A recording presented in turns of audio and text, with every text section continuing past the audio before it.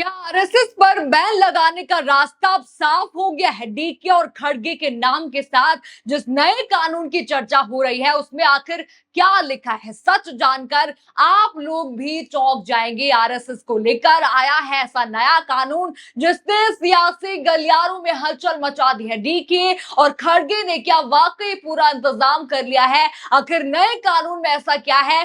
पूरी खबर यहाँ पर जानिए। सोचिए, अगर किसी संगठन की शाखा पर अचानक सवाल उठ जाए कि अब ये शाखा कहाँ लगेगी, किसकी इजाजत से लगेगी और क्या सरकारी जमीन पर इसकी जगह बचेगी भी या नहीं बचेगी। और अगर इस सवाल का जवाब किसी बयान से नहीं बल्कि कानून के जरिए मिलने वाला हो तो मामला कितना बड़ा यहाँ पर हो सकता है। कर्नाटक से इस वक्त ऐसी ही खबर सामने आ रही है जिसने राजनीति में हलचल बढ़ा दी है। सवाल सीधा है, क्या अब आरएसएस की गतिविधियों पर कर्नाटक में लगने जा रही है कानूनी लगा? क्या नया कानून आने के बाद सरकारी स्कूल, कॉलेज, पार्क और मैदानों में संघ की शाखाएं लगना मुश्किल हो जाएगा? और सबसे बड़ा सवाल, क्या ये सिर्फ शुरुआत है? नमस्कार, मैं हूं राधा राणा और आप देख रहे हैं पीआरबी। चलिए खबर की शुरुआत यहां पर हेडलाइन से कर लेते हैं। बड़ी हेडलाइन स्क्रीन पर देखिए। आरएसएस को शाखा लगाने के लिए लेनी होगी इजाजत, कर्नाटक में नए बिल से गरमाई सियासत। एक और हेडलाइन देखिए,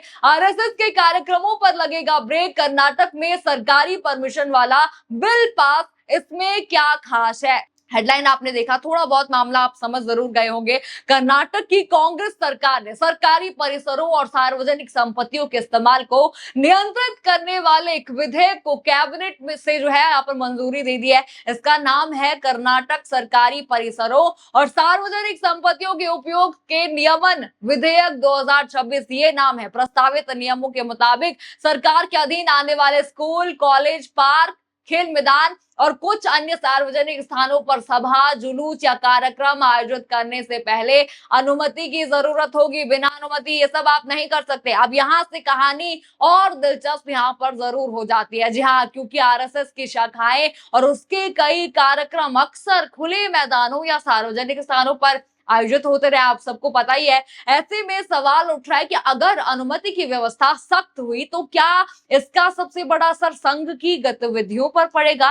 कांग्रेस कह रही है कि नियम किसी एक संगठन के लिए नहीं है, लेकिन बीजेपी का यहाँ पर आरोप है कि असली निशाना आरएसएस है और इसी विवाद के केंद्र में है कर्नाटक के गृह मंत्री प्रियांक खड़गे। जहां प्रियांक खड़गे अब खटकरे में यहाँ पर आ गए हैं। प्रियांक खड़गे पिछले कई समय से आरएसएस को लेकर लगातार मुखर रहे हैं। अक्टूबर 2025 में उन्होंने मुख्यमंत्री को पत्र लिखकर सरकारी स्कूलों, पार्कों और कुछ धार्मिक संस्थानों से जुड़े परिसरों में आरएसएस की शाखाओं पर रोक लगाने की मांग यहाँ पर की थी। अब देखिए, उनका तर्क था कि बच्चों और युवाओं पर इन गतिविधियों के प्रभाव को लेकर सरकार को ध्यान देना चाहिए। इसके बाद जून 2026 में जो है मामला और आगे यहाँ पर बढ़ा। खड़गे ने आरएसएस प्रमुख मोहन भागवत को पत्र लिखकर संगठन के पंजीकरण, फंडिंग और टैक्स से जुड़ी जानकारी मांगी। उनका कहना था कि आरएसएस को कानूनी दायरे में अपनी स्थिति स्पष्ट करनी चाहिए। खड़गे का तर्क है कि अगर कोई संगठन सार्वजनिक संपत्ति का इस्तेमाल यहाँ पर करता है तो उसके लिए नियम सभी पर जो है समान होने चाहिए, सभी पर नियम समान होने चाहिए। उनका कहना है कि सरकार किसी संगठन को केवल नाम के आधार पर निशाना नहीं बना रही है बल्कि सार्वजनिक स्थानों के इस्तेमाल को नियंत्रित करने की कोशिश यहाँ पर कर रही है। अब जरा पीछे की कहानी भी आपको जरा समझा दूं। अक्टूबर 2025 में गृह विभाग की ओर से ऐसा आदेश यहाँ पर सामने आया था जिसके तहत एक निश्चित संख्या से ज्यादा लोगों के जुटने पर अनुमति जरूरी की गई थी। बाद में कर्नाटक हाईकोर्ट ने उस आदेश पर रोक लगा दी थी। इसके बाद सरकार के सामने सवाल था कि सार्वजनिक स्थानों के इस्तेमाल को नियंत्रित करने के लिए ऐसा कौन सा रास्ता अपनाया जाए जो ज्यादा स्पष्ट कानूनी आधार पर टिका हो। और अब देखिए, अब नया विधेयक इसी दिशा में एक बड़ा कदम माना जा रहा है। यहीं से एक और बड़ा सवाल पैदा होता है, क्या सरकार पुराने प्रशासनिक आदेश की जगह विधायी रास्ता चुन रही है? अगर विधेयक विधानसभा से पारित होकर कानून बनता है तो सरकारी संपत्तियों पर कार्यक्रम आयोजित करने के नियम ज्यादा औपचारिक और बाध्यकारी हो सकते हैं। अब देखिए, असल विवाद सार्वजनिक संपत्तियों के इस्तेमाल और अनुमति की व्यवस्था को लेकर है। फिर भी राजनीतिक बयानबाजी में से आरएसएस पर संभावित कार्रवाई के रूप में पेश किया जा रहा है। प्रियांक खड़गे का एक और तर्क है कि अगर बीजेपी को लगता है कि विधेयक में कोई कमी है तो विधानसभा में बहस के दौरान उस पर चर्चा की जाए। उनका कहना है कि विधेयक में किसी एक संगठन का नाम लिखकर प्रतिबंध लगाने की बात नहीं है। उनके मुताबिक नियम सभी संगठनों, संस्थाओं और समूहों पर लागू होंगे, यानी सब पर लागू होंगे। एक तरफ सरकार यहाँ पर कह रही है ये सार्वजनिक संपत्तियों की सुरक्षा और व्यवस्थित उपयोग का मामला है, दूसरी तरफ विपक्ष कह रहा है ये कि आरएसएस की गतिविधियों पर नियंत्रण की कोशिश है। और इन दोनों दावों के बीच असली फैसला अभी भी बाकी है। एक और महत्वपूर्ण यहाँ पर बात सामने आ रही है। जी हाँ, बता दूं, अगर सरकार आरएसएस को सीधे प्रतिबंध नहीं कर सकती तो फिर पंजीकरण, फंडिंग और खातों से जुड़ी जानकारी मांगने का मुद्दा आखिर क्यों उठाया गया। प्रियांक खड़गे का ये कहना है कि अगर संगठन कानूनी रूप से काम करता है तो उसे अपने दस्तावेज और वित्तीय जानकारी स्पष्ट करनी चाहिए। उनके बयान का संकेत यही है कि सरकार संगठन को कानूनी और प्रशासनिक दायरे में लाना चाहती है।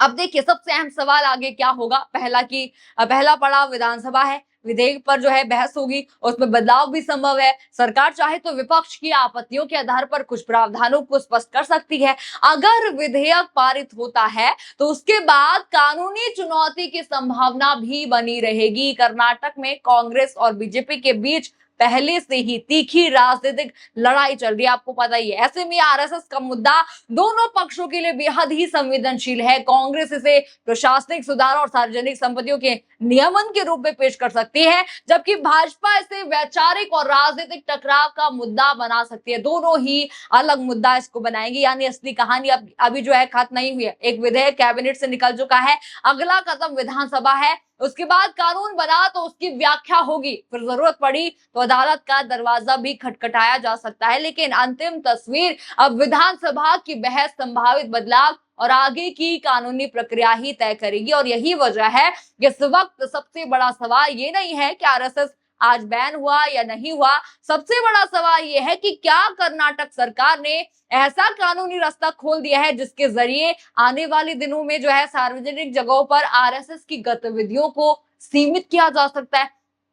अब देखिए, अगर सरकार ये कहती है कि नियम सबके लिए समान है तो अगली परीक्षा भी यही होगी कि जमीन पर ये नियम किस तरह लागू होते हैं। और अब नजर रहेगी कर्नाटक विधानसभा पर, वहां बहस होगी, विपक्ष सवाल उठाएगा, सरकार अपना पक्ष यहाँ पर रखेगी और शायद इसी बहस से साफ होगा कि ये सिर्फ सार्वजनिक संपत्तियों के नियमन का कानून है या फिर आरएसएस के खिलाफ चल रही एक लंबी राजनीतिक कानूनी लड़ाई का अगला अध्याय। तो सवाल खुला है, क्या आरएसएस पर सीधे बैन नहीं बल्कि सार्वजनिक जगहों के रास्ते कानूनी सिकंजा कसने की तैयारी, यानी घुमाव फिरा के वार किया जाएगा, या फिर ये सिर्फ एक ऐसा कानून है जिसे सरकार सभी संगठनों के लिए समान नियम बताकर लागू करना चाहती है। फैसला भी बाकी है, लेकिन इतना तय है, कर्नाटक में सरकार और आरएसएस के बीच टकराव अब सिर्फ बयानों तक सीमित नहीं दिख रहा है, अब मुकाबला कानून के मैदान पर पहुंच चुका है। और अगली खबर शायद ये तय करेगी कि ये कहानी सिर्फ एक विधेयक तक रुकती है या कर्नाटक की राजनीति में एक बहुत बड़ी कानूनी लड़ाई की शुरुआत बनती है। आपको क्या लगता है? हमें कमेंट बॉक्स में अपनी राय जरूर बताइए। खबर आपको पसंद आई हो तो वीडियो को लाइक करें, शेयर करें और चैनल को सब्सक्राइब करना बिल्कुल मत भूलिएगा। और बने रहिए पीआरबी के साथ। धन्यवाद।